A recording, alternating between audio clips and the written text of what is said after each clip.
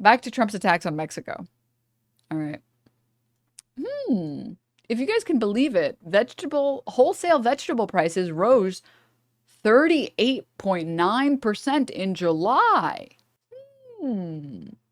Huh. I don't think that this has anything to do with the mass arrest and deportation of laborers. This has nothing to do with this. It's okay though. Vegetables are woke, so it's fine. Okay, so like, what about meat prices rising? What about that one? So what about this one? Last time I checked, beef is not woke. Beef prices soar to all-time high.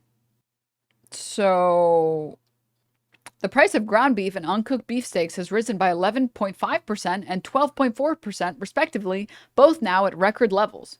So what about that? Average ground beef prices rose to a record $6.34 per pound in July, while uncooked beef steaks reached an all-time high of $11.88 per pound. So what about this? Went to a steakhouse in Vegas and they charged $70 per ounce for beef from Idaho. Dude, don't even get me started on Vegas. We'll get to Vegas in a little bit because that's another one where it's like, oh, I know, shocking, when you make everything obscenely expensive in every single way and people's quality of life goes down and people's pay goes down and they have less disposable income, everything gets more expensive. It's like the very, very short explanation of this. This is not, I know, crazy. What I'm about to draw is not a real document. But basically, if like the average restaurant in Vegas needs like to make 10K that month to stay in business, to afford rent and pay, this is really cheap. But like, let's just say, just for argument's sake, okay? And at like peak tourism, they're making, sorry, I should have put this lower. At peak tourism, they were making like 20K. Selling things for reasonable prices. As people get poorer and poorer, and as more and more money gets shifted over into the pockets of the richest people in this country, less and less people have the not only income to go on vacation more, but the time to go on vacation. Right? Like if you can't afford your rent and you can barely afford your rent, your car payments, food, like basic necessities, healthcare, whatever, you're just going to go on vacation less. And the less you go on vacation, the worse off vacation destinations are going to be. And Vegas is a vacation destination. It's like, you know what I mean? Like, it's not like Vegas can survive on the population of Vegas. And so as that number goes down, the restaurants have to start charging more per thing, right? Because if this is, this line is like tourist numbers. Tourist numbers. This is two charts. This is one of those weird charts that's like, it's got like two y-axes. Okay. And this is time, obviously. So they're going to have to start charging more, right? To make up for this, to make up for the fact that their income is going down or like their revenue is going down. So like the steak that they used to be able to sell for $40, now they have to sell it for $70 because they're getting like half the number of people that show up. And then as more people see those prices, less people come and less people come and less people come. Facts, we locals go to Fremont Street for First Friday once a month to let loose, and then we avoid the strip at all costs. Yeah. Like the tourist industry in the US, and also not to mention all of the travel, not restrictions, but warnings on the US, because if you show up to the US and you're brown or you have a photo of JD Vance that's been photoshopped, you might just get deported to God knows where. I wonder why the prices in Vegas are going up. Maybe they lay people off. Yeah, but you should always just assume every single restaurant, because anecdotally, every single restaurant is already understaffed and overworked. So at some point, you just can't really fire that many more people. Like, you still need a server. You still need at least one server. You can't just fire all of the servers. Oh, Bobby, by the way, I'm sorry, I missed some subs. Oh, Bobby, thank you for the 5 gift subs. Sham, thank you for the 8. Austin Show Defender, thank you for the 3 months. Eldridge, thank you for the 12. Demon States, thank you for the 13. Cat Plinth, thank you for the 27. Nap Time, thank you for the 10. Thank you, guys. All right. Former waiter, that's fact, always understaffed. I've never worked in, as a server, like, as a hostess or anything, but I've known a lot of friends that have worked in food service, and I think servers should be able to spit in your face.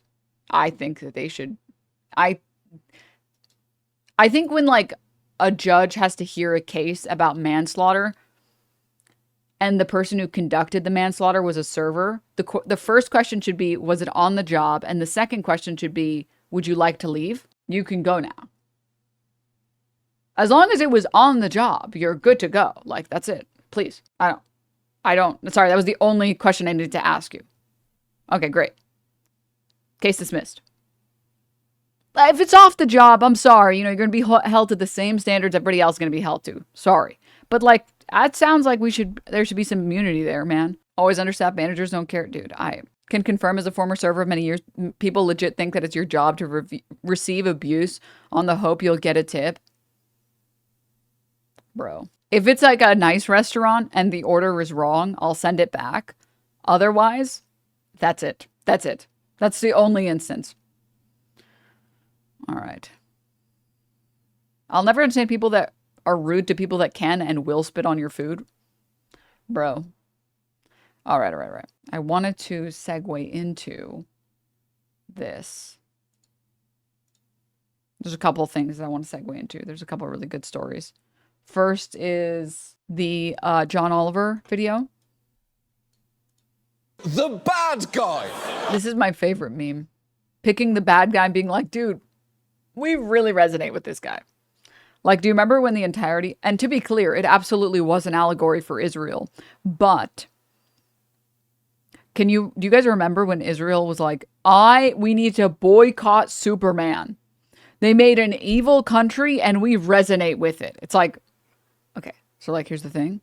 It is about you guys for sure, but you're not supposed to say that out loud and then show everyone that you resonate with them. Don't self-report that.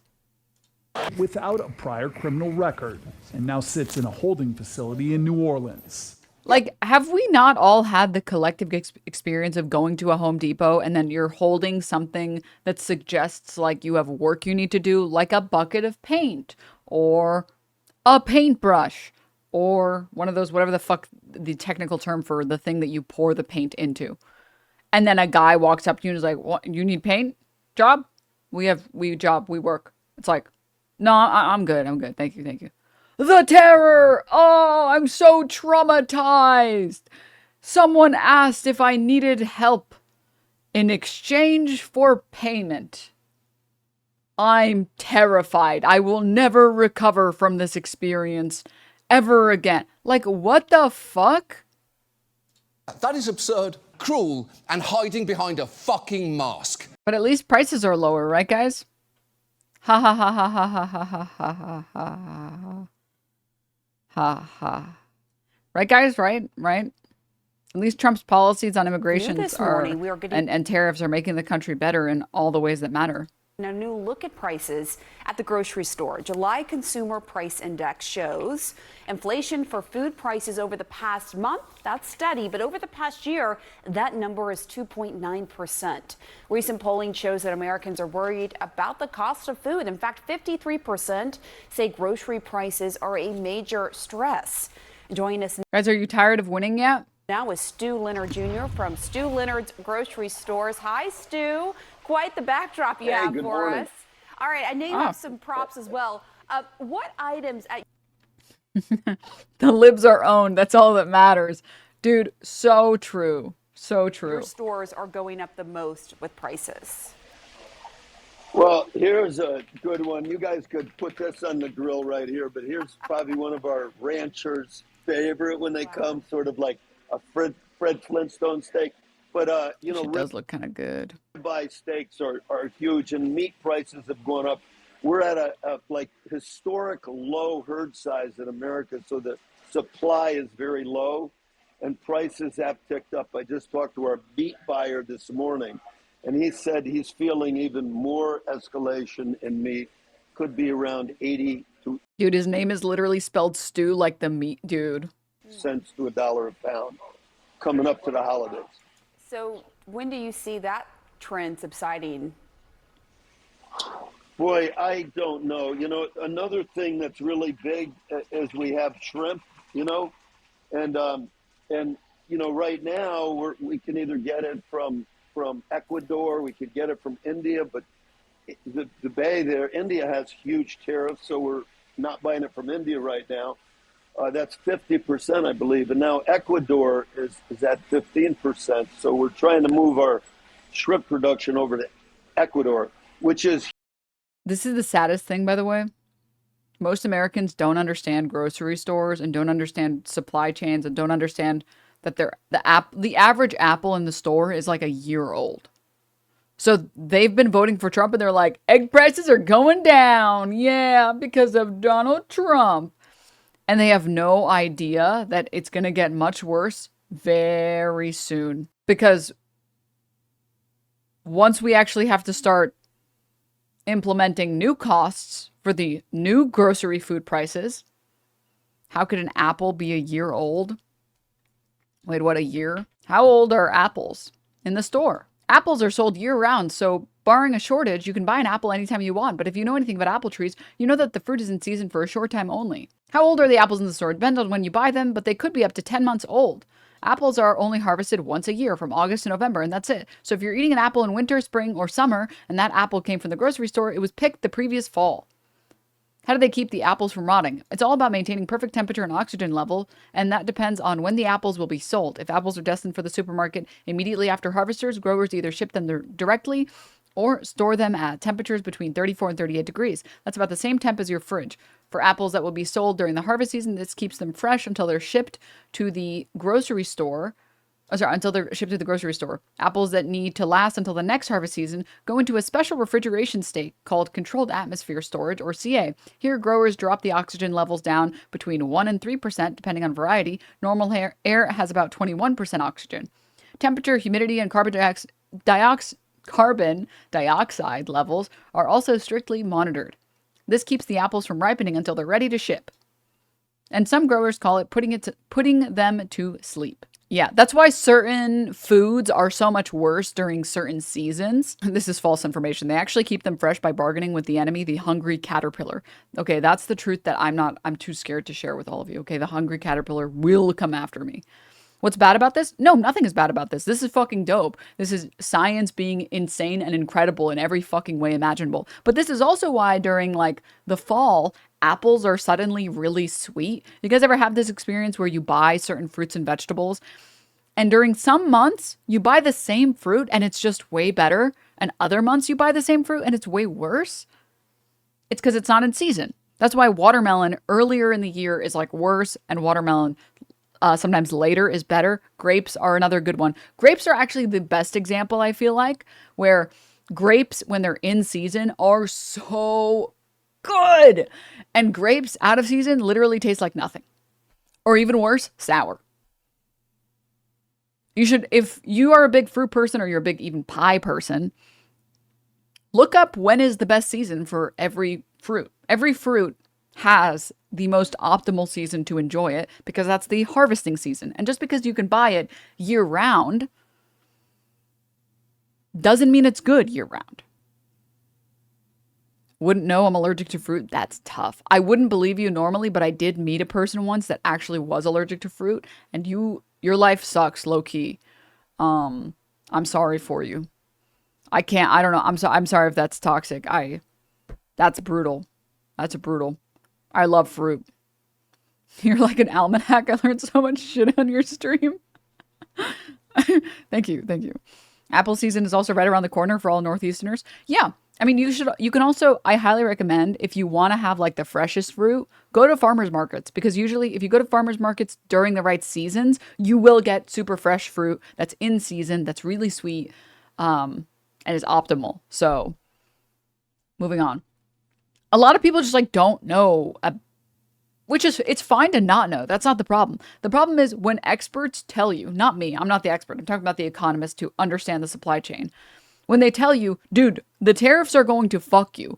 I don't know why you thought voting for Trump was a good idea. And they're like, oh yeah? Well then why are there still apples on the food shelves? Why are they still there? And they're still cheap. Why is it's like, yeah, because those are from last season, you fucking moron. Thank you for teaching us, Professor Pants. Anytime. That's why. You like so like I'm just gonna say shit's about to get bad. So it's, once the supply chain catches up, which it's on like at least like a 2-month delay,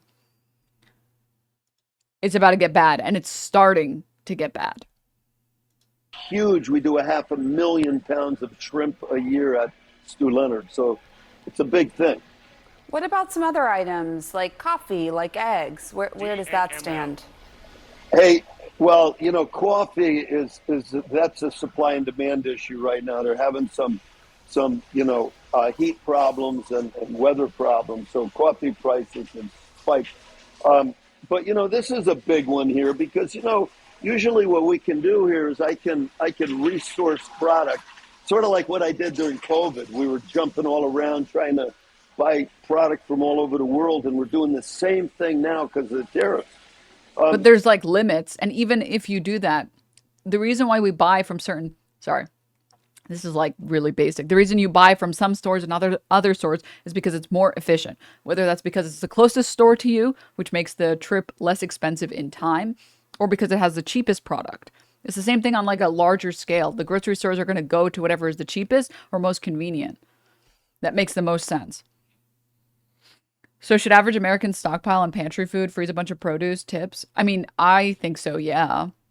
But like, I don't know. I don't think you should go full prepper either. It's also how much space do you reasonably even have in your fridge, right? Or in your freezer. I like to freeze food, but I have a normal sized fridge, so there isn't really that much space to put that in. So bananas is one thing. It's a 15% tariff from Costa Rica. We don't grow them in America, so you have to import those, and that's a 15% tariff. Our importers eating the whole thing. They have not raised the price yet. So I talked to our buyers this morning. The seas are calm. We have not raised prices at Stu Leonard's due to the tariffs. We've had a little bit of increase in things like aluminum trays from China and stuff. Negligible. We haven't raised prices, but I don't see that happening unless this tariff thing gets worked out by really next month or even October. Just to be clear, you don't see your ability to continue not raising prices unless the tariff situation is worked out. Is that what you're saying? Well, you know, we've been here 50 years. We work on thin margins. Like my dad always said, people have to eat. So we're always going to be busy and have sales, but we don't make a lot of money. Now, I can't absorb, you know, if all of a sudden there's a 50% tariff on something or even a 25%, I can't absorb all of that as a family business. So, but even on like a larger scale, if the producers aren't willing to eat the cost because they can't eat the cost, then you're just fucked. Don't go full prepper, but definitely have a stock pantry of like dried beans, pasta, things that don't perish easily. Yeah, I would say my best advice, best bet. But like this is just good advice I feel like in general to have. Just having things that don't go bad easily. Like, I don't know if this is the poor person in me showing. It's never a bad idea to just have like a big 20-pound bag of rice in your pantry. Like how long does it take for a bag like that to go bad? It takes a long time. Or like a bunch of bags of like beans.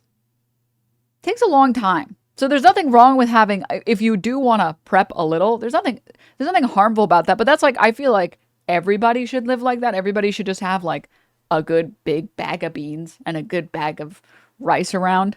Cooking raw beans is annoying. Yeah, because you have to soak them the night before. And I feel like there are certain things that are really good to store in your freezer. Like, for example, if you're a big garlic enjoyer, garlic enjoyers rise up. Garlic haters, you are vampires, and I will never let you enter my home unless you promise to turn me. You could just like buy a bunch of garlic, put it in a food processor, and then just throw it in a Ziploc bag. Like, it's very easy to store. Very, very easy to store. Which I only do that because food just goes bad in my house if I don't like freeze it. Same thing with like parsley and cilantro. You ever buy parsley or cilantro for one recipe and then you still have like the rest of it and you're like, well, this is definitely going to go bad. Dude, highly recommend just chop it all up and just put it in a plastic bag and freeze it. And the next time you need it, you have a bunch of chopped fucking parsley. It's dope. So there are a lot of things that I feel like freeze well and don't take a lot of space. Why not dry it? I feel like drying it changes the flavor of it a little bit and the texture. I feel like, and also freezing, I feel like is really easy. You could get something to dry stuff, but everybody has a freezer. Should coffee addicts stock up now? How long does coffee last? Dude, coffee kind of lasts forever, but the flavor diminishes hardcore. If you're a coffee enjoyer, coffee beans. You want to get the beans. You do want to get as freshly roasted beans as you can. So anyways, the beans are gone. The thing that sucks is I actually really love banana as a fruit.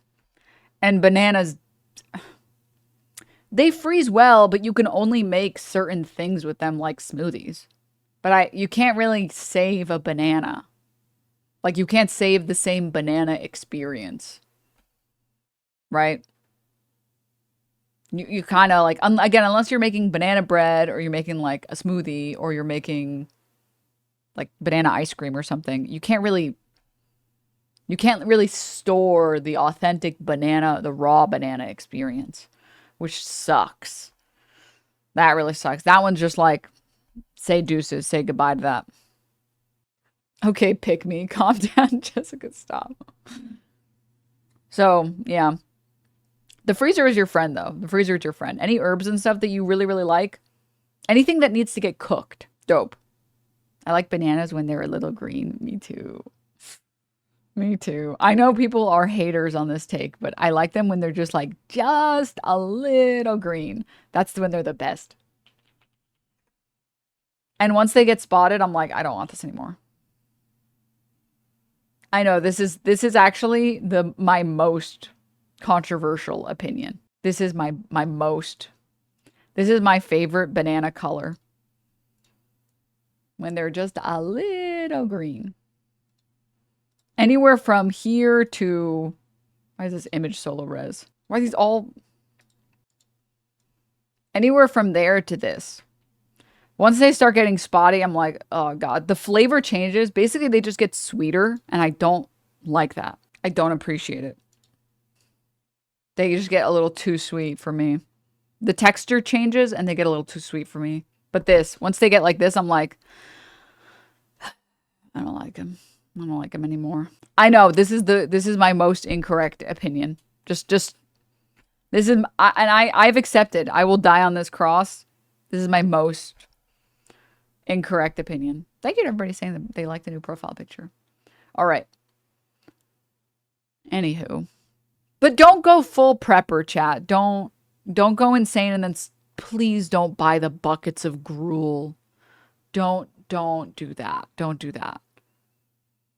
Don't buy the like 5 20-pound buckets of gruel. That shit is disgusting. And you're not going to eat it. That's the thing. You're going to have like one bite and you're going to be like, dude, I'll just pay like $60 for DoorDash. The emergency food gruel is like the biggest scam on the planet. There's a reason it's for emergencies only. Yeah. Slop buckets. Buy now. Buy slop buckets now. God, dude. All right. Anyways, guys. I think we will call it there for today. Tomorrow we will have a fun Sunday fun day. Okay? I'm excited. We have I really want to talk about the Laura Loomer, Marjorie Taylor Greene nonsense. It'll be really, really fun. I've got a little bit of variety content. I did see a new Overzealots video that maybe we will watch tomorrow. Maybe. So we'll have a fun Sunday fun day tomorrow. But thank you everybody for tuning into this stream. I'm having computer problems. Thank you for the 6 months, Pyrogal. Thank you for the 16 months, Beach. Thank you for the 2 months. Please have a great rest of your day, everybody. Stay hydrated. Tell your homies you love them. And I will see all of you in the next one, everybody. Bye.